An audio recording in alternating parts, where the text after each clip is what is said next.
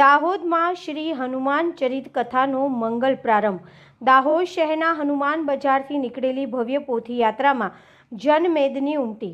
દાહોદમાં બુધવારે ભક્તિ અને શ્રદ્ધાના સંગમ સાથે પ્રથમવાર આયોજિત 5 દિવસીય શ્રી હનુમાન ચરિત્ર કથાનો ભવ્ય પ્રારંભ થયો છે।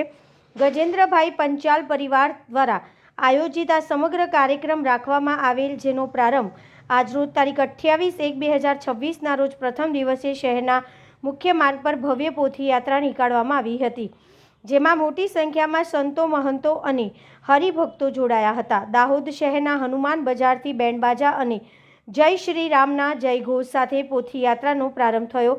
આ કથા સાળંગપુર ધામના નિવાસી પરમ પૂજ્ય શ્રી હરિપ્રકાશદાસજી સ્વામી અથાણાવાડાના મુખારવિંદથી શ્રી હનુમાન ચરિત કથાનું સર્જન કરનાર છે।